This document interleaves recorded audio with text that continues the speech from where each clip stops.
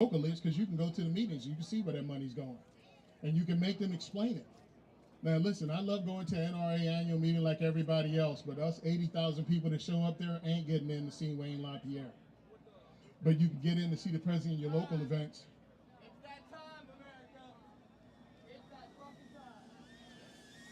And he's right. It's that time. Yes, sir.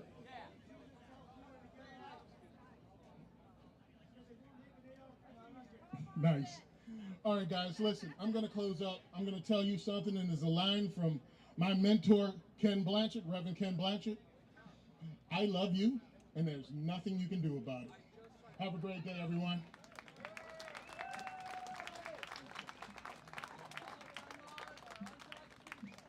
Tony Simon, ladies and gentlemen. Folks, our next speaker is David Laird.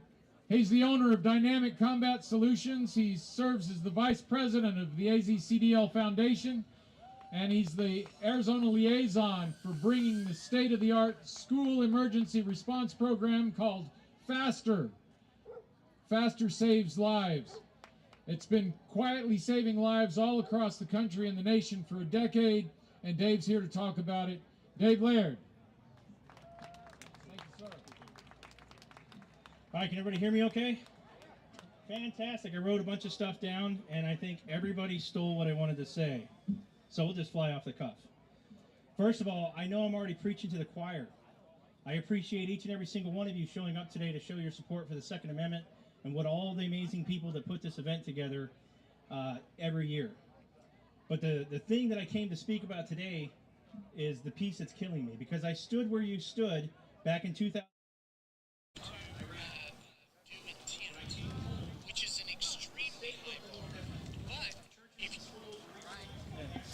You got to see it right here, because I have to pause this because it's we're getting a feedback with this tablet.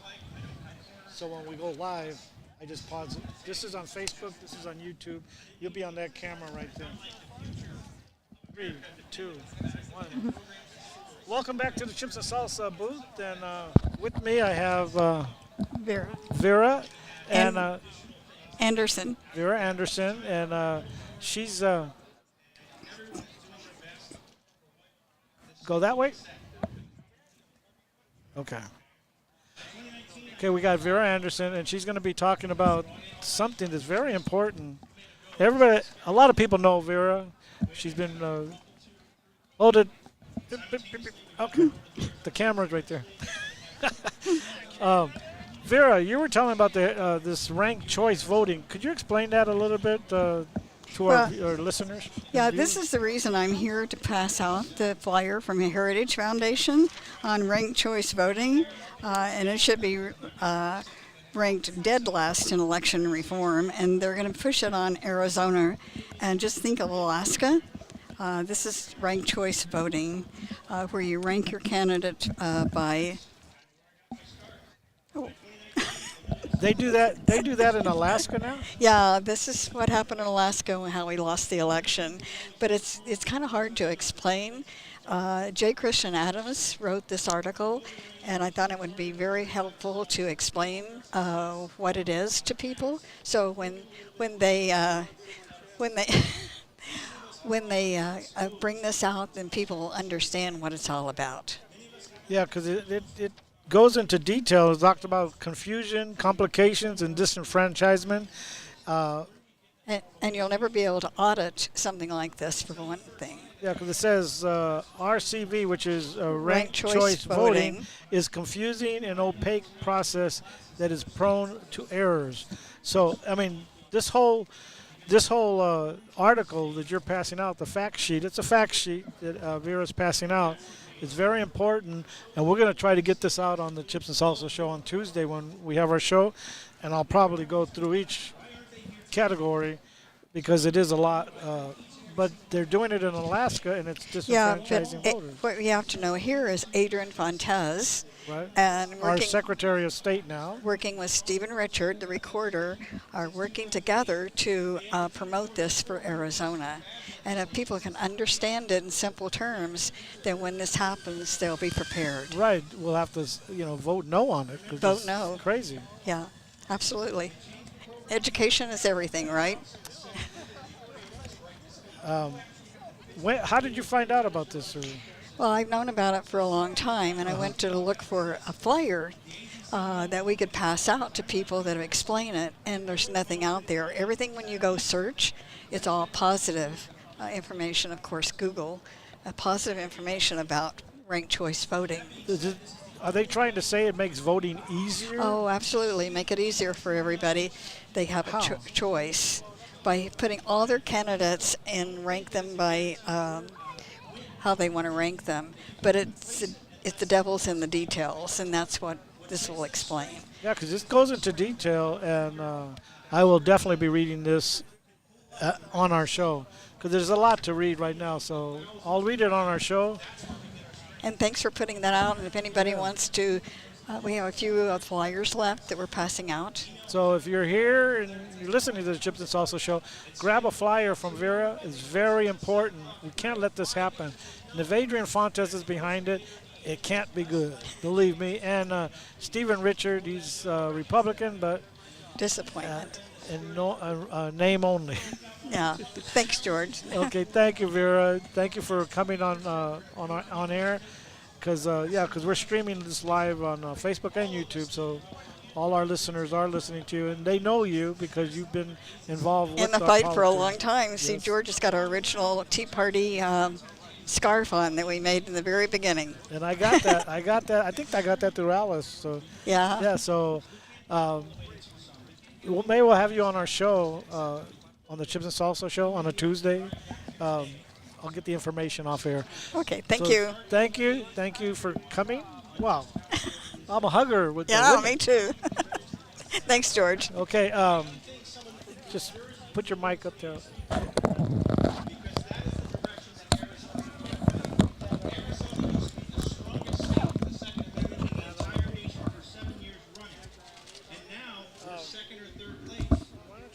We need to maintain control of the Second Amendment here, because if we fall, every Second Amendment group throughout the United States will fall too. We are the last stand, and it is super important. And I can tell you, based on everything I'm seeing, for years it's kind of puzzled me why the First Amendment was so important, okay? I was puzzled because I couldn't understand why we wouldn't have guns first. That just doesn't make sense. But look at social media today. Social media is silencing the very people that need to pass this news and information to you. The YouTube videos that they're filming today likely are not going to get the 1 million+ views as somebody who's showing you what to eat for dinner or their new purse. That's incredible to me, because this affects your life a lot more than everything else being put out there today. You have to dig through the news channels. You have to relate to friends and relatives in other states and get some back channel to find news reports on a toxic spill in Ohio. Well, guess what? They're going to bury every news report of every person who's defending themselves using the Second Amendment. Every person who's slated in and saved a police officer's life, they're going to bury that news report. Nobody knows how important this is, and we're slowly seeing our rights dwindle away. Our children aren't allowed to wear shirts with the American flag. They're not allowed to wear anything pro-anything. Everything about our freedom of speech is under attack. So is the Second.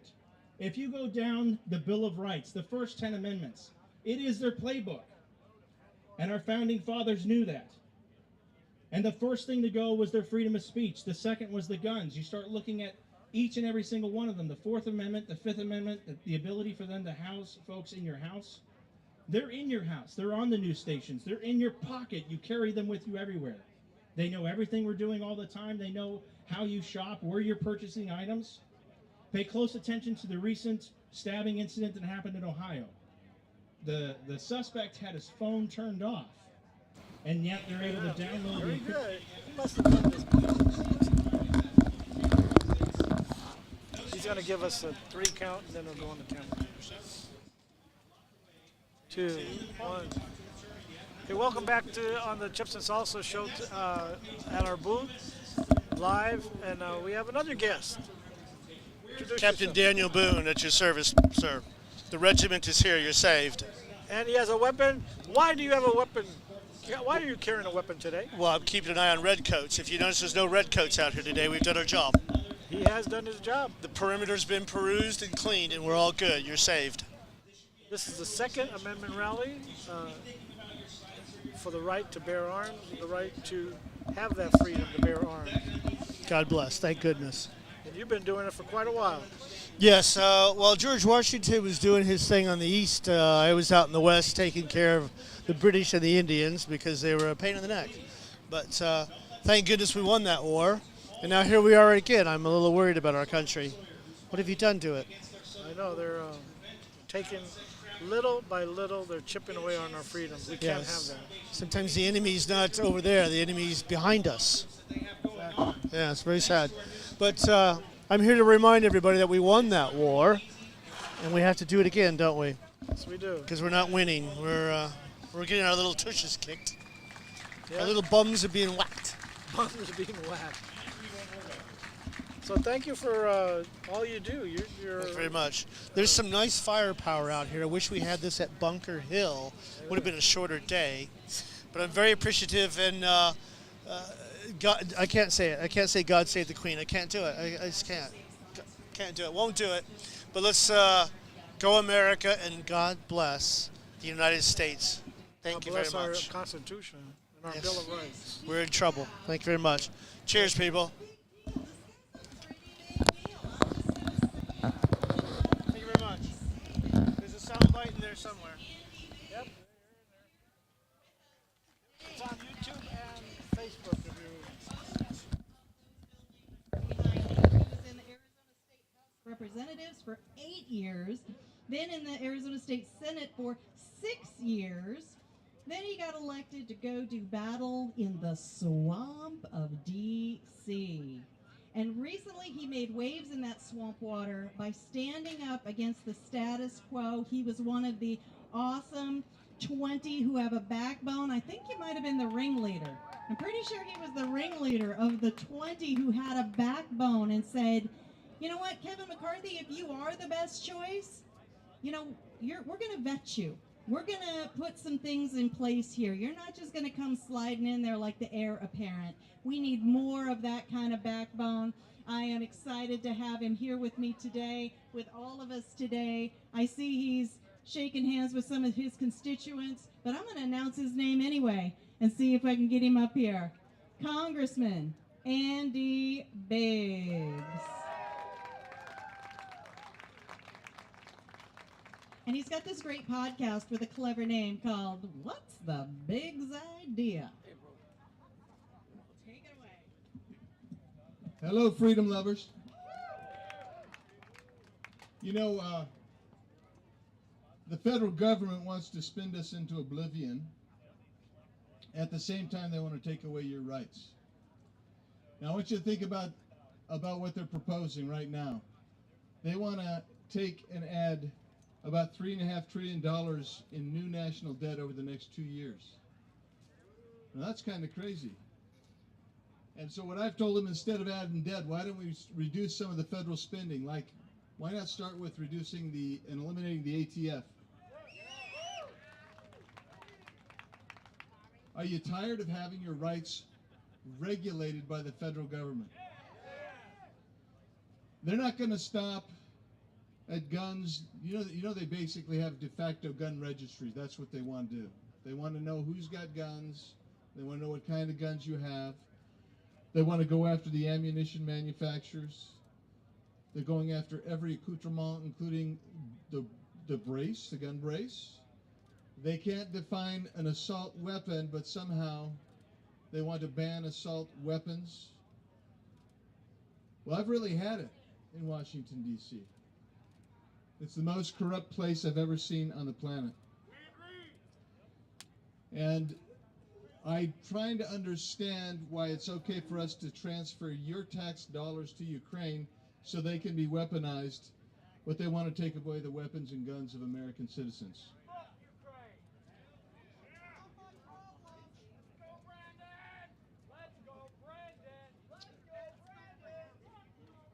Yeah, when you say "Let's go, Brandon," I'm thinking of that State of the Union address I just was at. I can't help it. I'm not going to take too much of your time because everybody here knows what the fight is about. And I have to use the word fight euphemistically, right? I mean figuratively. You can't say fight. It's not politically correct to say fight for your rights anymore. But you're under attack. You're being surveilled by the federal government. And I'm just telling you right now, if we're going to turn this around, it's going to take patriots at the state level, at the local level, and at the federal level. When I was in Congress under Nancy Pelosi, we had to go through a magnetometer every time we entered the floor of the United States Congress because they literally thought conservatives might physically do them harm. I'm not kidding you. They're still paranoid. But the only thing we want to do is live our lives under the God-given, God-recognized freedom of the Constitution of the United States of America. And we want them to get the hell out of our lives. That's what we want in America. I appreciate all of you who are here taking a stand for freedom. And I'll continue to take a stand. I know I'm going to use your word fight again. I know every one of you here will continue to fight for America. And I'm going to continue to fight. I'm not going to get tired of it. And I'll just tell you one other thing. When we stood up and 20 of us said, we're going to fight on that speaker's race. I don't know if any of you happen to see any of that. I stood up on my floor speech and I said, I am tired of the direction this country is going in. And if you will not make a change, then you'll never get change, and we'll be on the edge of America becoming a failed nation ourselves. Let's not let that happen. God bless each of you very much. God bless this great country. It was founded under his hand, and I really believe we have to take a stand. Be courageous, be involved, and if it's God's will, this nation will persevere for generations to come. And the future generations will thank us because they will have freedom in a nation that continues to be the light and beacon of the world. God bless each of you. Thank you.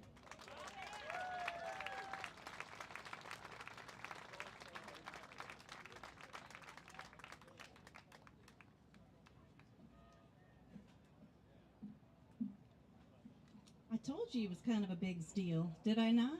All right. Laugh at my own jokes.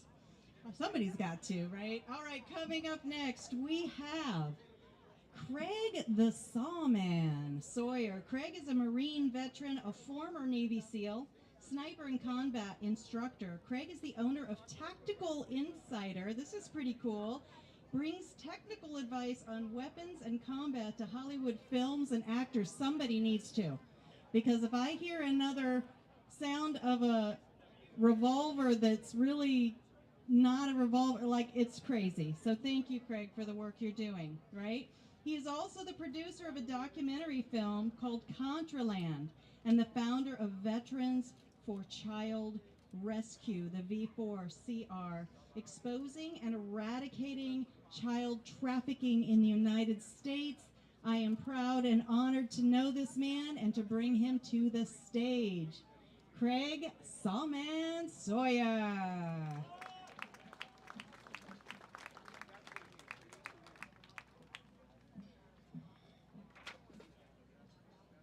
Well, folks, how many of you think that firearms might be important to a veteran who was a Marine Corps scout sniper and a Navy SEAL sniper and grew up with a .22 rifle that his grandfather grew up with, and I taught my children to fire a rifle with that same .22 rifle, and I've spent most of my adult life carrying rifles in defense of my nation. I've been to 60 countries around the world now, and I've seen all manner of tyranny and destruction, and I've seen what happens when people are disarmed and not allowed to defend themselves. So most people know me from TV shows like Top Shot on History Channel. Any guys see Top Shot? You see me on there?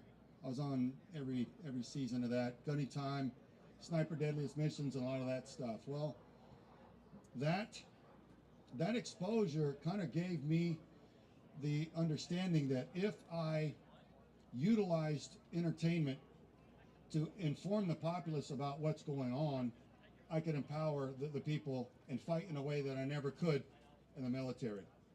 So that's why we filmed the documentary Contraland. It's about child trafficking in the United States. Has anyone here seen Contraland by any chance? Thank you. All right, quite a few. If you haven't seen it, please go to contralandmovie.com. It is powerful. It's a little bit of a gut punch, but you need to know, and you deserve to know what's going on with that. And I bring that up because that's what the same globalist cabal who's out to attack our Constitution and take our firearms from us, that's at the child trafficking, and what these sick people do to children is their most vulnerable Achilles heel. It is that which they cannot afford for us to all understand and expose. So that's what I'm doing. I'm like a dog on a bone with that thing. But speaking of predators and prey, firearms are the great equalizer, are they not? Our daughter was abducted in Tucson and violently assaulted, and it traumatized her severely. She had just turned 18. She wasn't packing yet. She didn't have that opportunity to defend herself. She's been that way ever since, I can assure you. But what else, other than a firearm, assures that the vulnerable, whether it be the elderly or a family or a petite female, can defend themselves from a predator other than the firearm? It's there for good reason. Our founding fathers were godly men. They founded our country on godly principles. I consider our Constitution the most protective document we have. I believe it is sacred and divine in the principles in which it was crafted and the protections that it provides for us that people have, the likes of which I've seen nowhere else. So anyone that has come against our Constitution and tried to infringe upon our rights has made themselves legally and technically and morally an enemy of the American people, because they swore an oath to protect and defend the Constitution, not to attack it and tear it apart and take away our rights. Shall not be infringed is the strongest and clearest possible language. It cannot be misunderstood. It can only be subverted through deceit, omission, and censorship and manipulation of the American populace's understanding. I'll tell you this right now, folks. If you need deceit to force your agenda on the American people, your agenda is evil. Does anybody hear me? If you need deceit to force your agenda is evil. Otherwise, the people would vote for it freely. But we see the deceit. We see the manipulation. We see the news media. We live through situations. We understand what's happening locally. We see it, and then we see it how it's portrayed on the news. Exactly backwards from what we've experienced in real life. And then when we share the truth on social media, it's censored and deleted and shadow banned. Why? They need deceit to force this agenda. And they need us disarmed so that they can force the unthinkable tyranny that they have in mind upon us. And if you don't believe that it's unthinkable tyranny, read their agenda. Listen to what they say. Listen to Klaus Schwab at the World Economic Forum. Listen to what they actually say. Read what they write in their proposals, Agenda 2030. When you read what they're actually up to, you're like, my God, this can't be real. And then you'll listen to them actually say it out loud. Come on, folks. They need deceit, and we have to shatter that deceit. That's part of how do we defend ourselves. Evil does not yield to mild suggestion. It doesn't. We have to be prepared. We have to play the game in reverse. We have to drive them not only back 5 yards. Look, If you look at it as a football analogy, our enemy has taken and infringed upon our firearms rights, our Second Amendment, all the way down to where we're on like our own 5-yard line. And we're hoping, well, let's not let them get another 2 or 3 yards today. And if we can stop them right here, that's a win. No, no, no. I'm telling you, as a war fighter, what's righteous and what our Constitution says is shall not be infringed. The only thing that is acceptable is to take the ball and ram it all the way back upfield and take them all the way back to where they started from. Take back everything that they've taken from us. It's not okay. It's not legal. It's not allowed under the Constitution. Why are we sitting here and allowing it? So we have to rally. We have to coordinate and politically get strong. God bless Sheriff Mark Lamb stepping up to run. Thank you, Jesus Christ. He will serve in good faith. I know it. I know him enough to where I believe in him. Eli Crane, I believe in him very strongly as well. We have help coming, so let's support him. Fifth generation warfare. Friends of mine, Boone Cutler and General Flynn wrote a book about fifth generation warfare, how our enemy is overthrowing our country without firing a single shot. They're not coming with tanks, planes, and guns, folks. They're using the political process and the education system and all of our other institutions to condition our country and our populace to give up without a fight, destabilize our populace, demoralize everyone so that we'll give up our freedom without a fight, and then it's checkmate. That's the game. We have to know it. We have to teach each other what's going on. Read the 45 communist goals that was read before Congress before I was born in 1963. It tells you their game plan, and when you read it, you realize they've accomplished all of it by now. They're beating us, and we don't even know that we're in a war. Listen to Yuri Bezmenov's lectures on ideological subversion, how they manipulate the mind, why the messaging is the way that it is. Folks, fight back for your rights, coordinate, do it legally, do it morally, do it honorably, but do it forcefully and with moral conviction, righteous indignation. It's time for us to push the ball all the way back upfield. Where we're sitting right now is not okay. We have to stand united. Divide and conquer is a well-known military strategy because it's old and it works. They've used that against us extensively. No longer must we allow them to turn us against each other. Our brothers and sisters, we are one. We all want to be free. We all want peace, freedom, liberty, health. It's the manipulation and the deceit that turns us against each other. Stop falling for it. Love your neighbor, your brother and sister. Stand united and back these people off of us. United we stand under divine principles upon which this country was founded. One USA. God bless America. Thank you.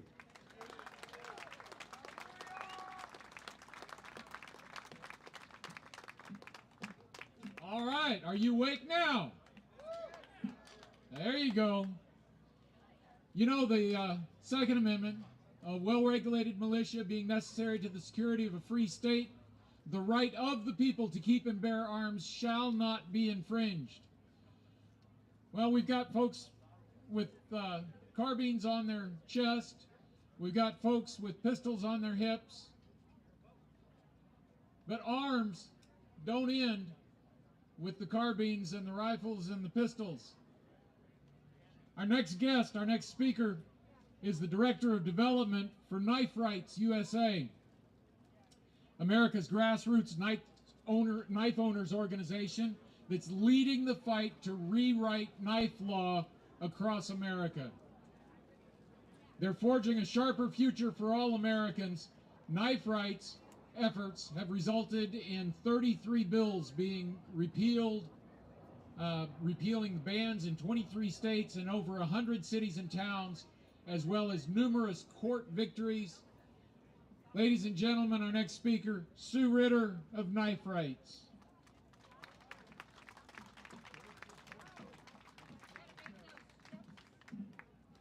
Is this a beautiful day in the Great 48 or what?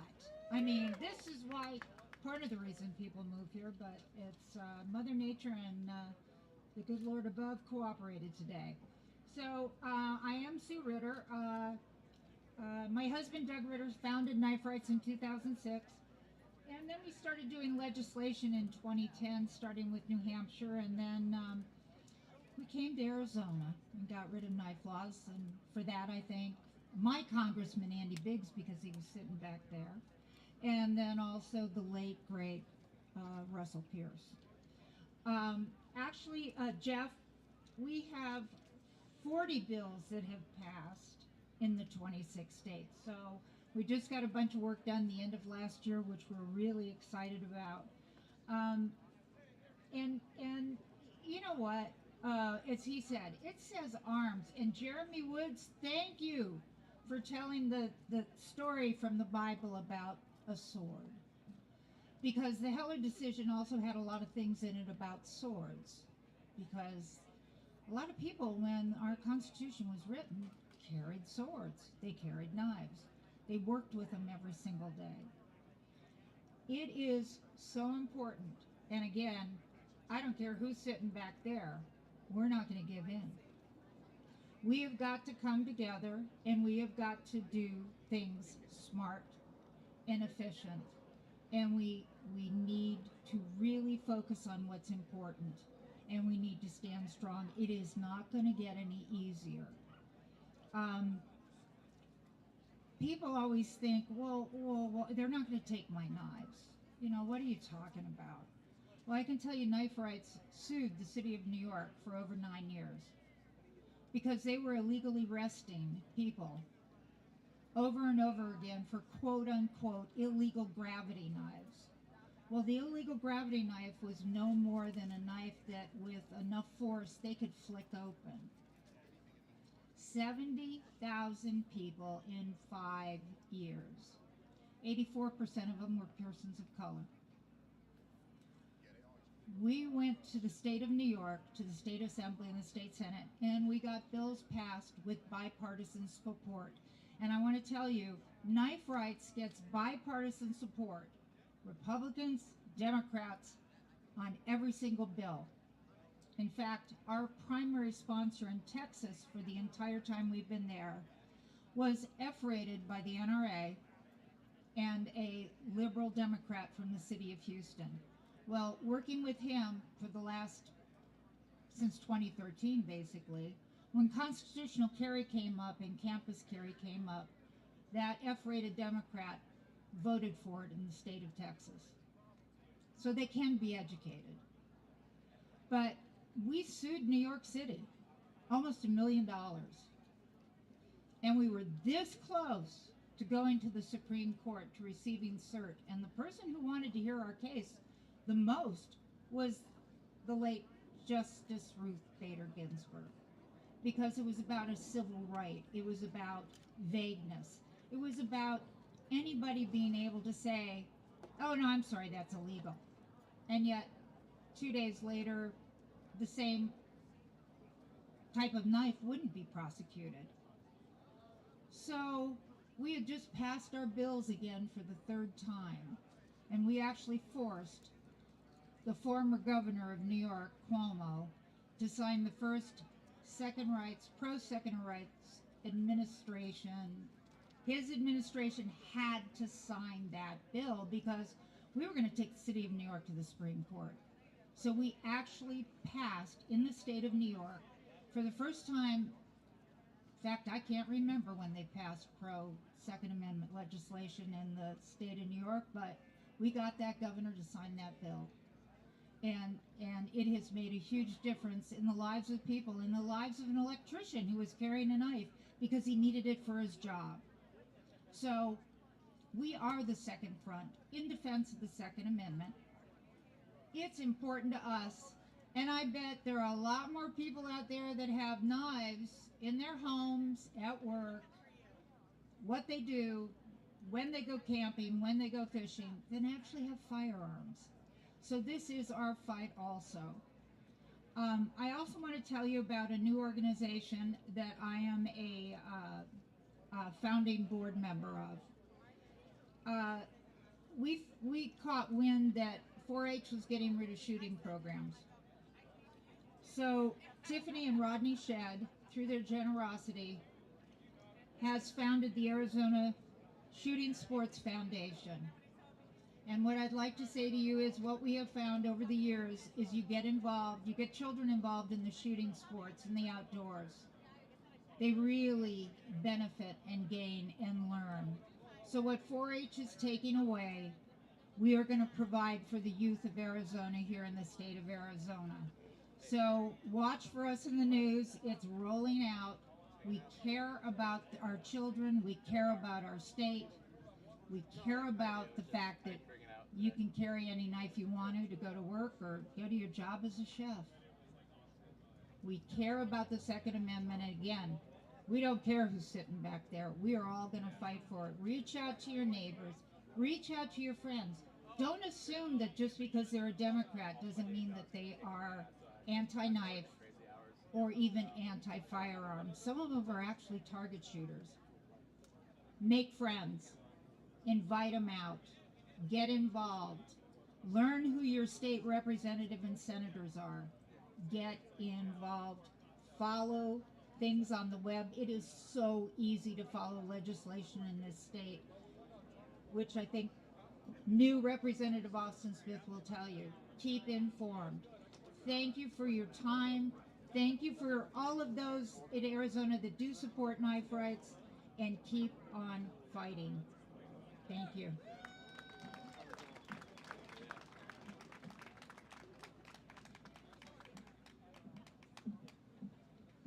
All right. I mean, arms, right? That's knives as well. So thank goodness we've got knife rights. Coming up next, we have a good friend of mine, Arizona State Representative Austin Smith. He is a proud fifth-generation Arizonan who is a former enterprise director of Turning Point Action and former chairman of the Maricopa County Young Republicans. Representative Austin Smith is a conservative, pro-rights Republican with a strong backbone and a fierce disposition, who we just elected to serve as one of our newest Arizona State Representatives. Austin Smith.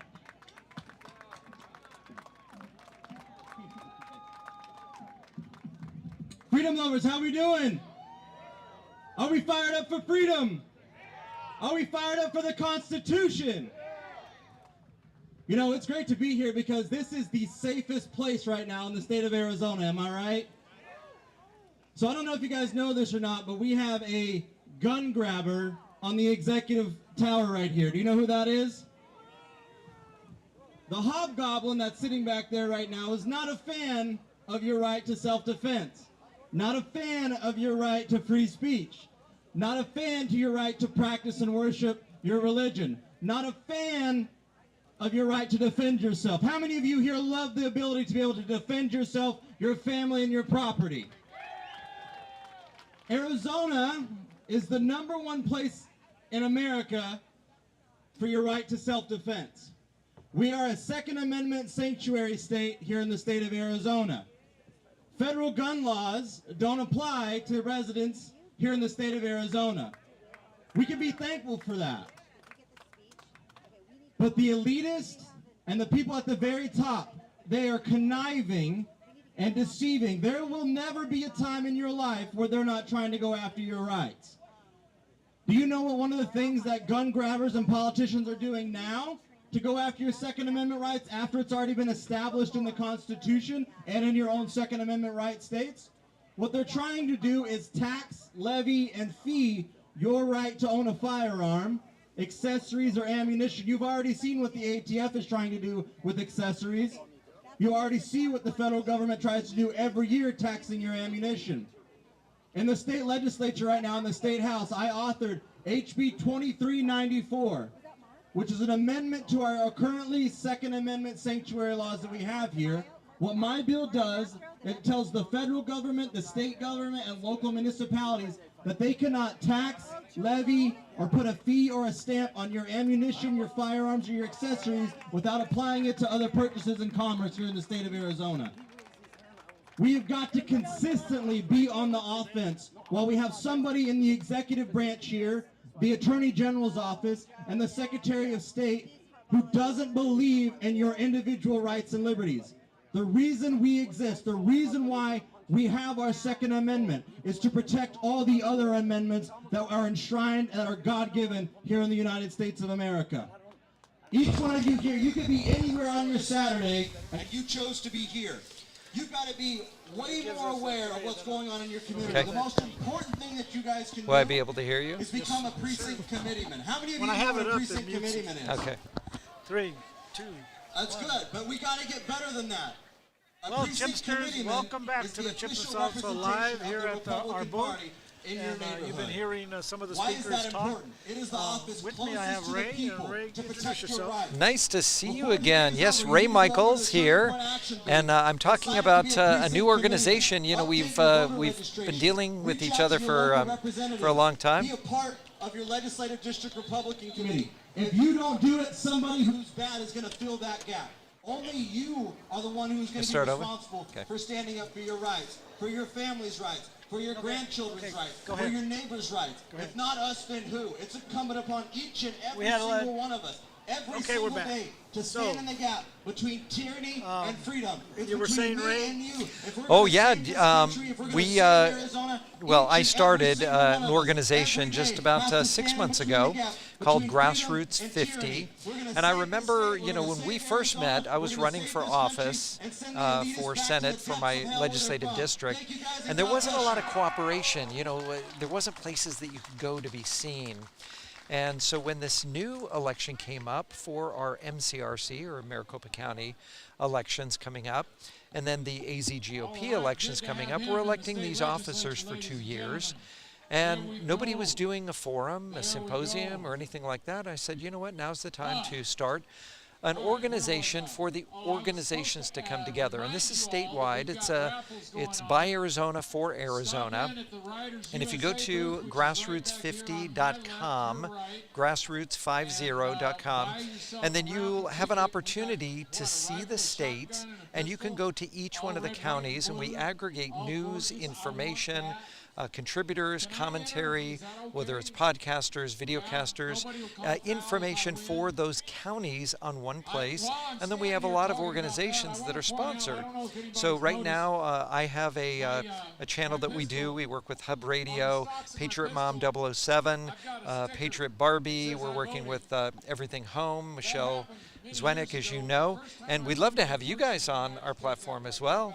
That'd be great, because this is for everybody. You come to one place, you can get all the information around Arizona, what's happening, and you know, when there was the Board of Supervisors down in Coconino County, we have contacts throughout the whole state, and when Michael Schaefer wanted to go down there to talk to the Board of Supervisors about election integrity, I picked up the phone, I called my people, and when he got down there, which is about a 3.5-hour drive, we already had people in place ready to go. So it's just, we work kind of, it's like, it's a symbiotic relationship, I guess is what you can say. We're all working together for the same The ultimate liberals goal. are doing it. They're doing it good. I'll tell you what, give credit where credit is due. They are blowing us away. They're all working together. They're getting behind one candidate. Here we have, running for Senate, we have 6 great candidates. 6. And they beat each other up, and they go into the general election. They go into the general election, and what happens is all their money is exhausted. They've already given all of the information that the other side needs to come against them because they thought they were doing all the infighting. And so we come in bloody and beaten with no money. They come in fresh as a rose to go into the election. How do you compete with that? Yeah. I don't think it's that they're that smart. I think that we just haven't been as smart as we need to be when it comes down to this. And so grassroots will bring out the candidates and Yeah, so Grassroots 50 is basically a platform for people to come to share education, information, upcoming events, whether it's media people, they can be podcasters, they can be newscasters. It's a site they can all go to and be sent out. And the nicest thing is we have our own servers. So it's not a matter of they're going to be shut down. Even working with Ron Lutters on Hub Radio, we were shut down every week on YouTube because we'd say something about the vaccine, or we'd say something about, medical health or masks or something, and they just shut us down. We were tired of that. We don't want to be shut down. We want free speech to be free speech. And here at the Second Amendment rally, which is amazing, boy, the energy is it's so great over here. And right now, in this booth, I smell chips and salsa. I don't know if you worked that out, but I actually smell it. Well, you're right next to the food court, probably. But it's a wonderful place where we can all come together. Grassroots 50 is that type of website. We're coming together. Think of it as a Second Amendment rally every single day online. So to join, you go contact? Yeah, contact at grassroots50.com. You can go there. We've had a forum for MCRC candidates as well as AZGOP candidates. And then we had a symposium, which was different from all the other ones. You can still see this online. But our symposium was highly rated, not only by the people watching, but by the candidates. They really appreciated the opportunity to have something that was outside of the box. Because everybody, it's the same 7 minutes, 2 minute, whatever they say the exact same thing over and over to everybody. This was something different. We actually asked questions, and it took thought for them to come up with an answer. And we were looking for specific answers, not general, not how do you feel about education? Oh, I support education. No, what specifically are you going to do to make education better here in the state of Arizona? Those types of questions, yeah. That's the ones they don't like to answer. Yeah, and you know what? This right here, oftentimes it's all about one person. When you think of Turning Point, you think Charlie Kirk, right? You think of anything, right? You always have that main person. I didn't come out as being part of this or organizing this organization because I didn't want it to be about me. I wanted it to be about the state, about the candidates, about the people that are presenting the content for here. It's not about one person because you know what? I'm not going to be around for a long time, forever. I hope I'm here for a long time. Let me rephrase that. But you know what I mean. It can't be about one person. When Henry Ford left Ford still existed because it was set up in a manner that other people can come in, take that same concept, and move forward with it. How big is this organization now? Well, we just started about 3 months ago, and we are statewide now, so we have a lot of participation from all over the state. We're going to be doing a little tour. I'm kind of giving you things that we have up and coming. It's not yet, but we're going to be going to each one of the counties and promoting a lot of the things that we would like to do, how more people can be involved, because what it comes down to is knowledge. Knowledge is power. Whether that's educating people, whether that's having events, whether that's having forums, whatever it is, we want the people to know. Because there's 3 types of people in the world, right? People that make things happen, people that watch things happen, and people that say, what happened? Right? We're the people that want to make things happen. And if you want to watch things happen, that's great too, because not everybody's going to be a mover and shaker, but at least we want to give you the opportunity. It's time for us to take civil responsibility. Living in a free country, we are obligated. We're obligated to be involved.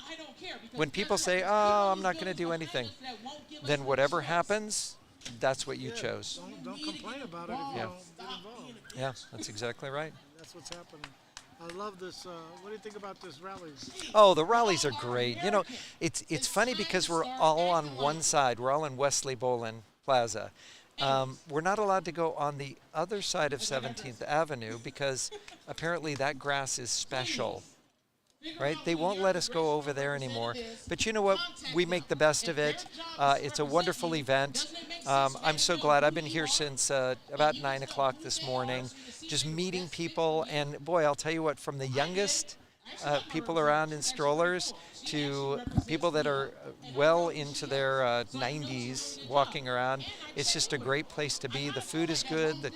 The company is good. You get a lot of fun things. I mean, stuffed animals over here. You got a chance to win firearms. I mean, it's just a great time. And the weather. Were you in charge of the weather? Yes, I was. Because you did a fantastic job. I want you to know that. Beautiful, beautiful day here in Phoenix, Arizona. Yep, and I'm glad you came and introduced this program to us. Yeah, grassroots50.com. Check it out. If you have anything that you want to input on it, any suggestions, contact at grassroots50.com. And you know what? Let's keep Arizona red. Let's get back to faith, family, freedom. We'll bring you on the Chips and Salsa show so you can talk more about That'd be great, as long as you bring the chips and salsa. Chips and salsa. It is. All right, thanks again. Thanks. Thank you, Ray. All right. If I didn't take over too much, I have that habit. Anyway, thanks. Yeah, let me know. Yeah, I'll write it down here. I just slid right on down. Put it on your document. Unfortunately, Deb Burns is from way up north.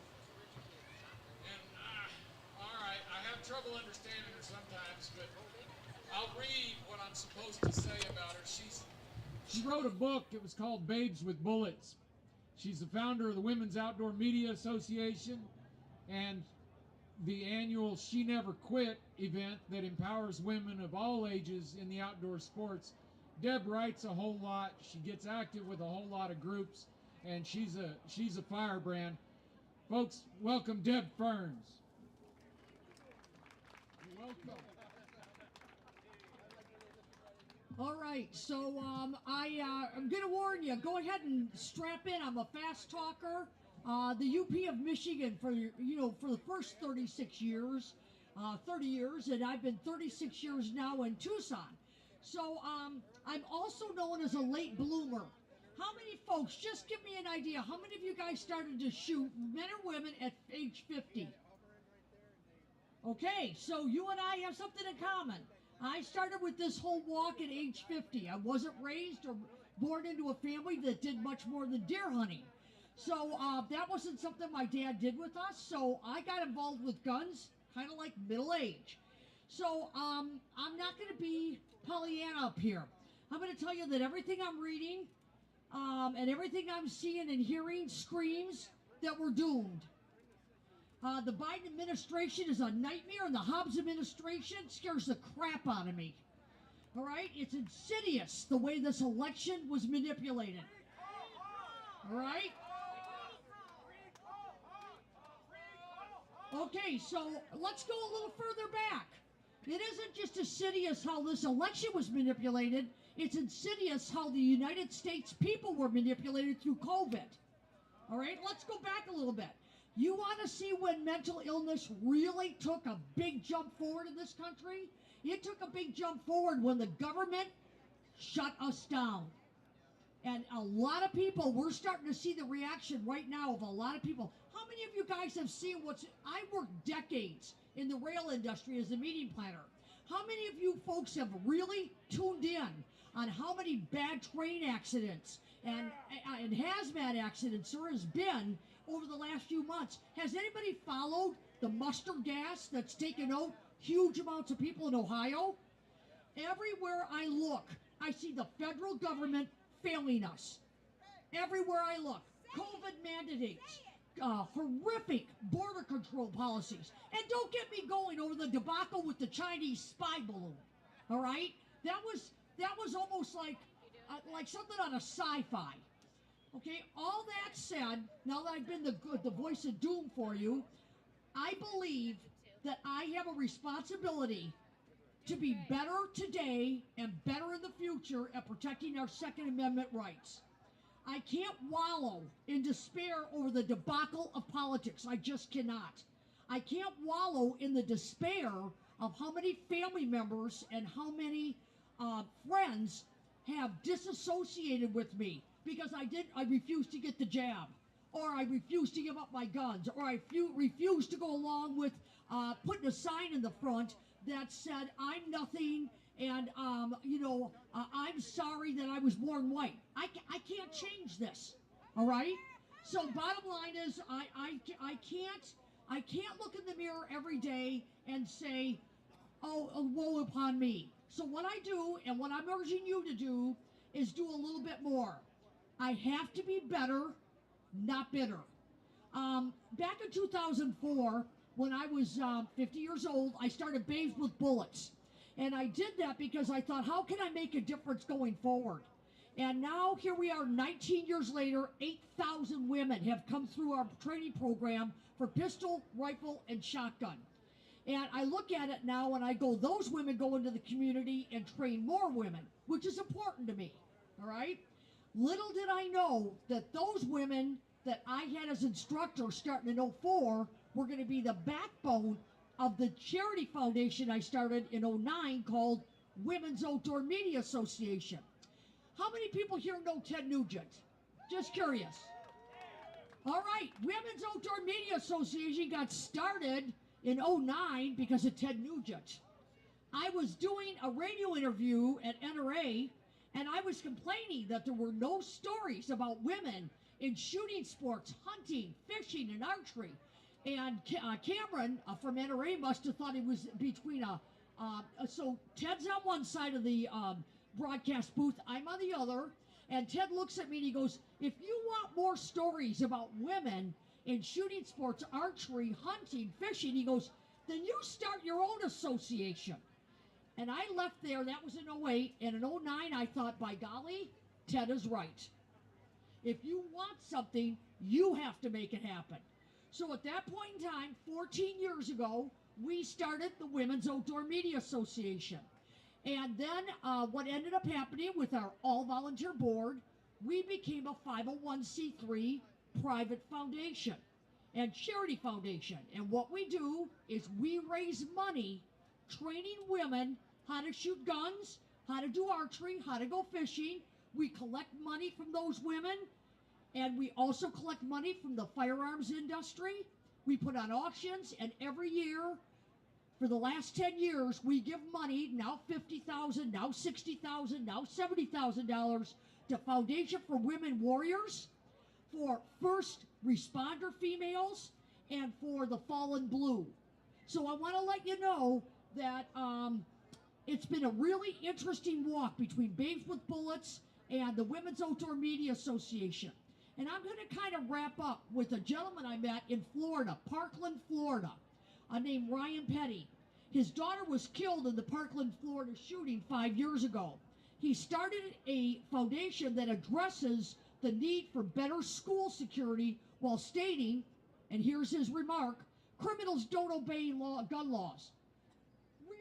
Really? We didn't all know that, right? Additional gun controls and laws don't make any sense. He went on to share with us that evidence from a 5-year study that over 90% of the attacks, including the one at Michigan State University last week, are done by people who tell somebody, and usually on social media, that they're going to commit this crime.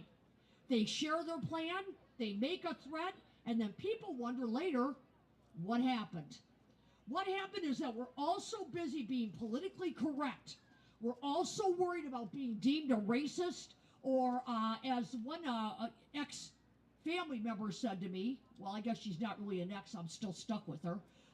She said to me, I have socially gardened you out of my life because you don't understand, what everybody else has been through.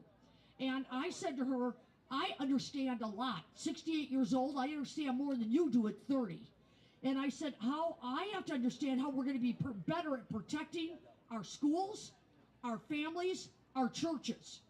So for the record, and I'll state this for the record, because I just said it to her not long ago, I'm not brainwashed. I'm not a cult member. I do not need to be deprogrammed. And I will tell you, I will admit, and I know Cheryl would agree with this, being on the road constantly, talking about Second Amendment, constantly about trying to get more women involved, more families involved, it's exhausting. Being better is exhausting. I look at all of you in the audience who want words of wisdom, and instead I give you words that you have to be better. You have to work harder, and you need to pray more. So in closing, I pray that God heals America while helping us to drain our political swamp. And God bless all of you for being here today. Thank you.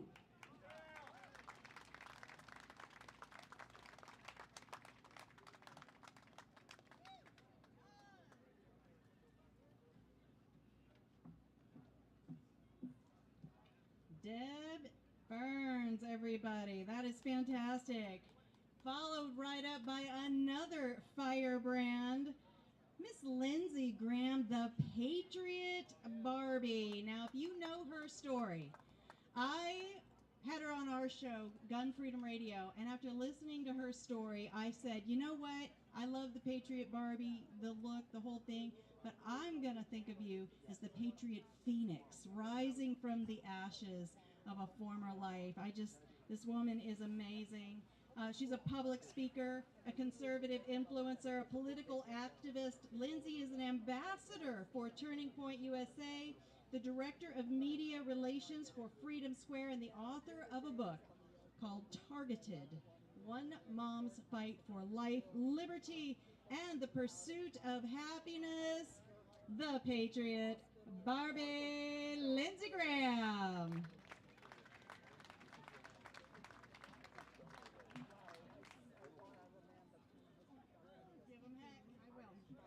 Hey Arizona, thank you so much for having me. Oregon would never accept me at this podium.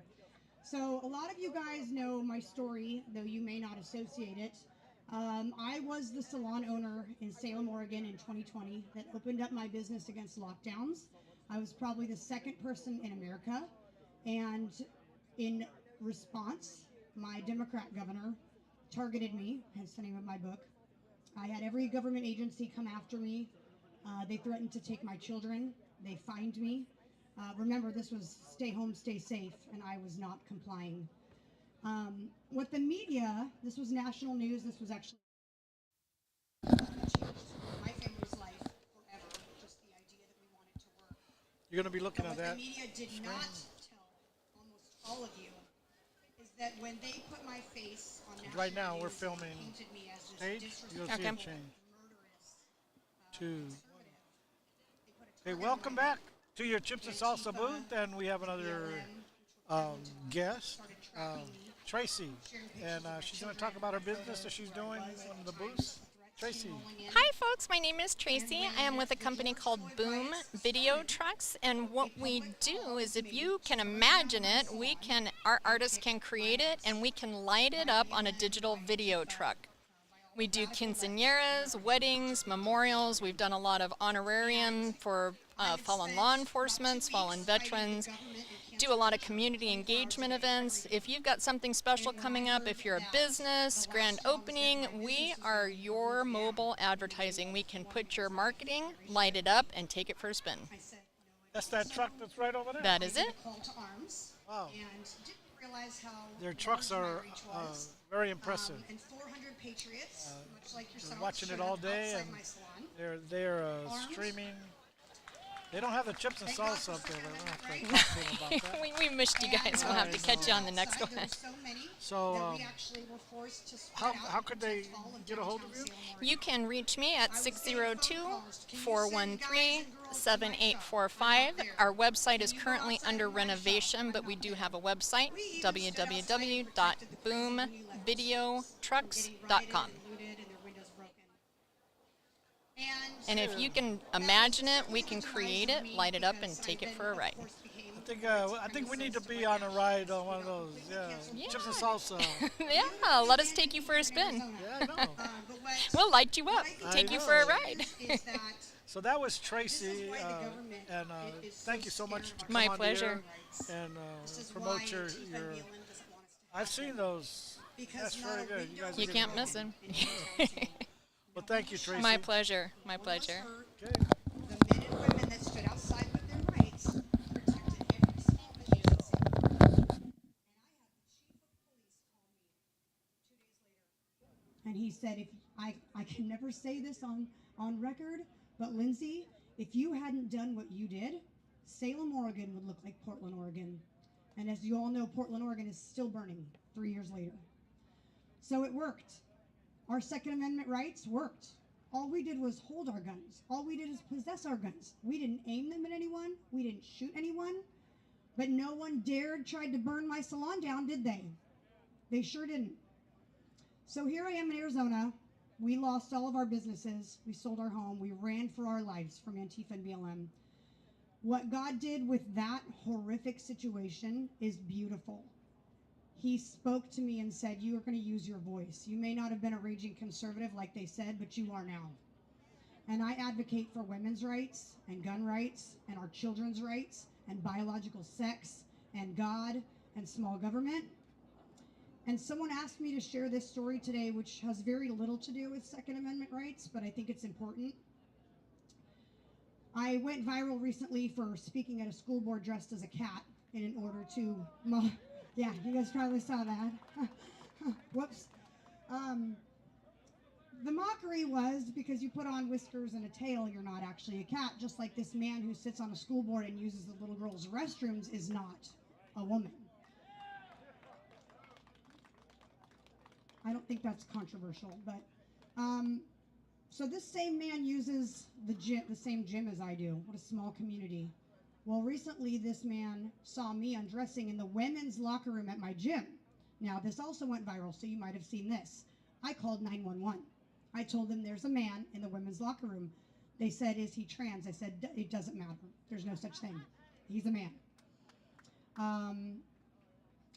The point of that being said at a school board meeting is that this man went to the court system and he filed a harassment injunction against me, and he won. The courts said that because I spoke up at a school board, which is my constitutionally protected First Amendment right, and because I called the police on a man in a women's locker room, that's harassment. The courts do not back us up. The judges do not back us up. I'm a woman with rights to the women's locker room. Now, I'm just not sure I'm safe in there anymore. So I can no longer go into facilities that are deemed female and believe that there's not a male in there. I don't care how you identify. I don't care what shade of lipstick you're wearing. Now my Second Amendment rights are going to matter a lot. Because if I'm in there alone with him, this man is 6 foot tall. He is bigger than me. He is stronger than me. That is how God designed us, male and female. I can't protect myself unless I have my Second Amendment rights. And now, it means a lot more than protecting a business. It means protecting myself, and it means protecting my daughter and your daughter. And we have got to, all of this is tied together. We've got to protect all of these rights that they're infringing on, because when they take one, they take two, they take three, and they're all connected. And as much as it seems like men using the women's locker room has nothing to do with the Second Amendment, it does now. Because areas where we think we wouldn't need our Second Amendment rights, they've removed our women's rights, and we do. So I thank you guys so much. By the way, I am hiring an attorney, and I am appealing it. I will not shut up, sit down. I will fight this man. I spoke at the school board after he served me with the injunction. I plan to fight it to the death, and I just encourage you guys to do the same, to find what God has called you into, to look inside yourself and see what gifts God has given you and how you can use them to not only glorify Him, but get yourself immersed in this spiritual battle that we're in, because it is spiritual. We do need the Lord to come in and then back us up and carry us through this stuff. Like I said, we can't trust the government. We can't trust our court systems or our judges. We need Jesus, and we need to find our purpose, because if you fulfill that purpose, you know you can't fail. That's what I'm doing, and I thank you so much for having me, for hosting me. If you would like to read my full story, it's on patriotbarbie.com. I have books back there that I'm happy to sign if you guys would like. But most of all, thank you so much for your prayers, and thank you for your time. I love Arizona, by the way. Never going back to Oregon.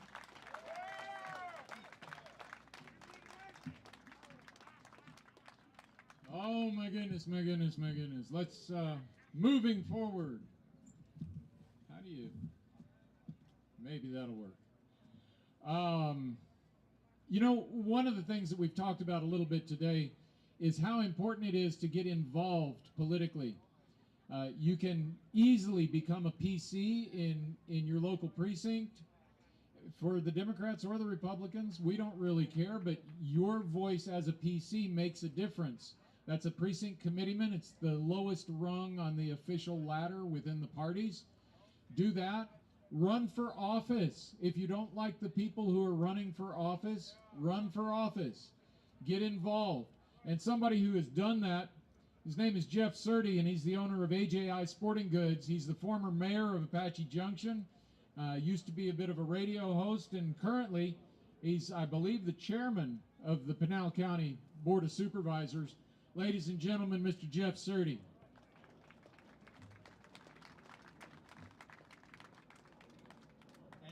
And Mishka, she's always with me. So today I want to talk about, I always get fed up when they say the Second Amendment was back in 1776. There's no need for it anymore. But I want to give you an example of how very recently the Second Amendment saved a whole county. There goes my note. 1946. It's called the Battle of Athens, Tennessee. And I encourage everyone to research it. And what was going on is there was a county sheriff who basically ran a whole county. Every election was fixed. You had to go through him to get elected. And everything they did, there was a fee. There was a fee if you got arrested, a fee when you were jailed, and a fee when you got released. And I want you to see the parallels of what I'm going to say. Now, this is a long story. I'm not going to be able to do all this in 5 minutes. They had the DOJ come in and investigate it in 40, 42, and 44. The DOJ was, of course, FDR and Truman, very democratic. They found nothing wrong. Everybody knew there was something wrong. The veterans were deployed. This was during World War II. They were hearing what was going on in their hometown. A couple of GIs who were home on leave were killed by the sheriff's deputies, and word got back to them. So when they started getting out, they wanted to run their own slate of candidates, and of course that wasn't gonna fly. And when you got out back then, you had mustering out money, so they were really hard on these veterans. There were 3,000 of them came back to this county. They actually made a movie of this, but in typical Hollywood fashion, they changed it. They put it in Texas, and they made it a mayor. But it's a true story. So they ran their own slate of candidates, and if you voted against them, they knew it. But everybody was fed up with it. They knew there was going to be trouble. The sheriff, his name was Cantrell, he brought in 600 extra deputies from other counties and paid them $50 a day, which is the equivalent of about $500 a day. And he had no salary.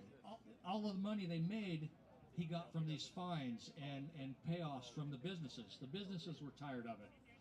So the GIs formed their own little, what would you call it, militia group, whatever. And they were guarding the precincts. The sheriffs were there trying to voter intimidate. And they kind of knew how the election was going. Then at the end of the election, what happened, chain of custody, they took the ballot boxes and took them to the jail. The GIs, they had their own firearms, and they also had merchants who were buying them firearms. They went to the National Guard, and what did they get? They got 1917 Enfields, M1 Garands, the same weapons that our military and the police had. So they were of equal firepower to this corrupt police department, actually sheriff's department. And there was a little battle. The sheriff they were holed up in the sheriff. They had called the National Guard. They had to settle all this by that evening because the National Guard was there on their way. They didn't know what was going to happen if they got there. Finally, at 3:30 in the morning, they gave up. They got the ballots, and they got them secured. And of course, when they counted the ballots, they won overwhelmingly. And so at that time, there was no sheriff's department. They all left. The sheriff took off and left. They had a committee meeting. the local PD of the town, they formed a committee, they had new leadership until they could have a new election that September, and they took their town back. And this sent reverberations through all of the South because this was going on. You know how corrupt the South used to be. And unfortunately, only one person got arrested. One of the deputies shot a black man in the back as he was voting, and they ran him off. That was the only person that did any time. So they basically got away with it, but they did take their town back. So you see some of the parallels. And here's another thing that afterwards, remember FDR had just died, but Eleanor Roosevelt was still very powerful. And what did she want to have done because of this? Because all these articles were in the New York Times about this skirmish, this battle. She wanted to have all of the returning vets checked out for violent tendencies. Red flag laws, anybody? And of course that didn't happen. But the MO of these folks that are in power and slowly get power with the Patriot Act, etc., they just keep trying it again and again, and eventually they do try to get it. So you can't let people like Dan Crenshaw and the Democrats you can't give in to them ever. But I encourage everyone to research this. Was it an insurrection? It was armed. They didn't want any trouble. They just wanted their own government back. And what happened in Washington, they weren't armed, so it wasn't even the same. But they wanted to make sure, and I think that an event like this made them plan ahead so that they can control us in the future and that we can't do anything about it.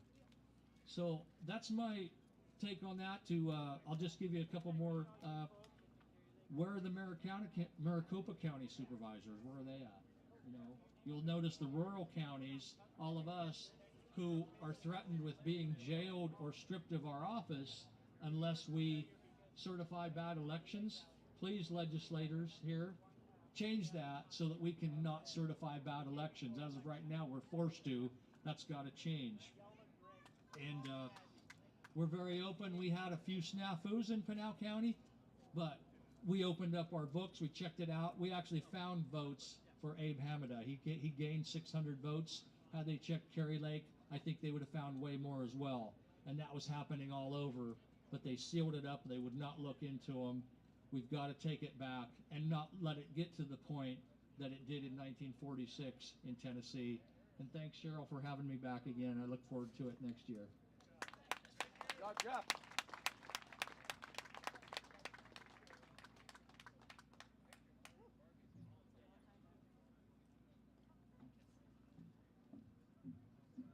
All right, coming up next, some really amazing people. You will, if you don't already know them, you will not forget them. They are the best, hottest fiance pair in the 2A movement. We have Amy Dillon and Shaky Dave Smith coming up. Amy is a first-generation Filipino-American whose family has experienced an invasion by a foreign military, causing them to have to flee their home. And Shaky Dave Smith is known as the Parkinson's shooter, and he uses gun therapy to fight for his health, his life, and his independence. I'm so excited to have them both here today, Amy Dillon and Shaky Dave Smith.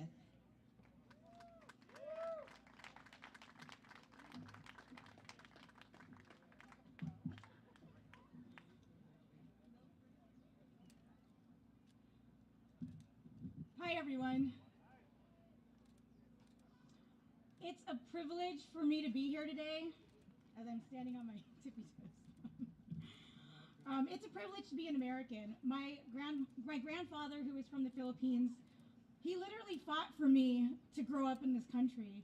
And, you know, as Cheryl was explaining, growing up in the Philippines in World War II, during World War II, where the Philippines didn't have their own military, when Japan invaded the Philippines, he ended up actually fighting for the U.S. after an army came to their house and forced my my family to flee. So my grandmother at the time, she took her 7 kids, one of them being my dad, who was 7 years old at the time, and they end up having to run from their house, literally on foot with the clothes on their back, and hide in the mountains while this fighting was going on. And two of my uncles actually died in the bombings and the blasts, and so I grew up with hearing these stories. And so being very grateful for that experience that the U.S. did for my family. My dad ended up, when he was 18, coming to the U.S. and enlisting in the Navy. But we were actually granted American citizenship because my grandfather, while he was fighting, he never actually came back from the war. He was assumed killed in action, but he's still missing. His remains were never found. And so carrying that with me as I grew up and hearing these stories, I'm so grateful for my family's sacrifice. And I ended up actually enlisting in the Marine Corps myself because I wanted to give back, and I believe in service to country, in service to, and in service to my community. And I share my family story every chance I get because at the core of the Second Amendment, there is a freedom that exists that no other country has in this world. We have the personal right to defend ourselves and many more opportunities that a lot of other people don't have. I've seen firsthand these differences on my deployments to multiple countries when I was on active duty. And since leaving active duty, I work in the firearms industry in various positions, and as an instructor, I help educate and empower others. It's really an honor for me to teach the importance of the Second Amendment and why it exists. And I really hope that everyone here, you'll follow me and join me in my efforts to continue to be outspoken about preserving our rights, including the most important one, which is the Second Amendment. It's why we're here, because without it, we are at risk of not having any. And so with that, I want to share the stage with my fiance, David Smith, and he's going to talk a little bit about his background. We met about 4 years ago and really bonded over gun therapy and shooting.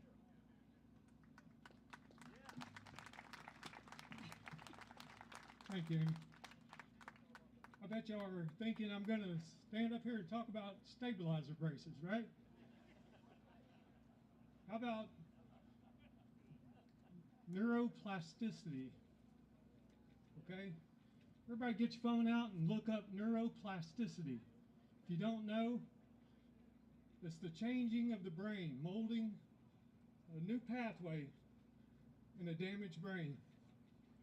Someone told me that right before I was supposed to be going to a nursing home at 37. And at 38, I found gun therapy, which is basically neuroplasticity, that feel-good feeling that you get after shooting. The dopamine rise in your brain is the pathways that I'm missing. And the short circuit, some say I got a hand stutter, but it all goes away when I get a gun in my hand. So I decided to shoot more and shake less. So I was one step away from the nursing home, and somewhere on that path, I met my fiance. Somewhere on that path, I wound up in Sweden at the World Rifle Match. On the shooting for the U.S. So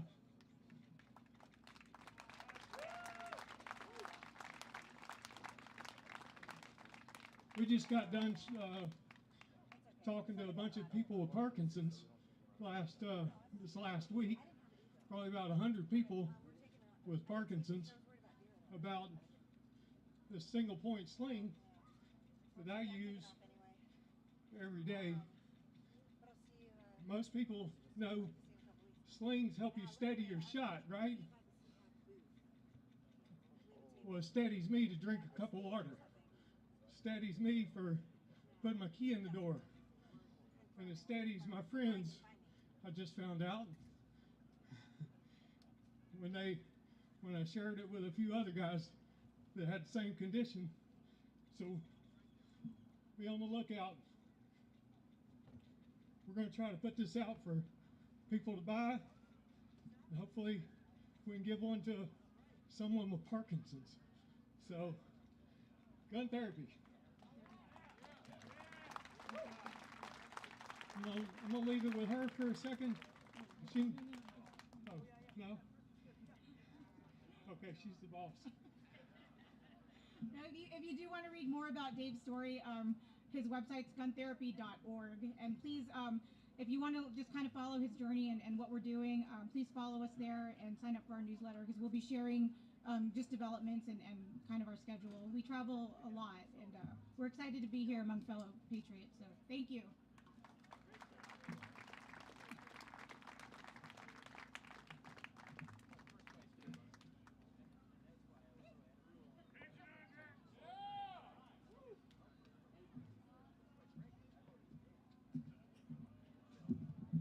And I'll tell you what, you should see that man shoot.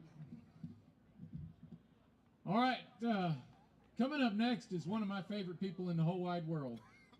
I just have been impressed with this young lady since she first came on the scene. She's the founder of Empowered. It's a nonprofit group designed to educate, train, and equip young women in the use of firearms for protection on college campuses. She's also the director of Women's Outreach for Gun Owners of America. Ladies and gentlemen, I'd like you to welcome Antonia Okafor.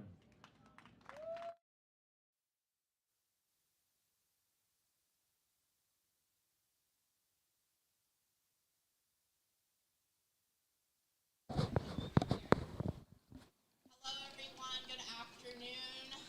God bless Arizona. Thank you guys so much for letting me be here as a Texan, especially, of course, guys. You knew as a Texan. People, Chipsters, it's been a great day. We've been here all day. We've had a steady stream all day. We had a lot of great guests. I want to say thank you for joining in on the Gypsy Salsa Show. Remember, we're on every Tuesday around 4 p.m. We start our show 3:30 to 4 p.m. Tune in this coming Tuesday. We have some interesting guests. Thank you, Chipsters. For you that couldn't come to this rally, thank you for tuning in. And I hope we brought enough of it to you so you understand how important this rally is. It's every third Friday of February. So next year will be February, the third week in February. So tune in, be smart, be advised, and our Second Amendment has to be protected. And this rallies like this is what's going to do it. The next time we'll be with Bikers, Riders USA. We'll be at the memorial event at the cemetery with the flags for the fallen. And we'll be there. We're going to be there live this year. So thank you. And watch your kids around water, especially days like this. And watch your pets in cars. Don't leave them unattended. Thank you, and God bless.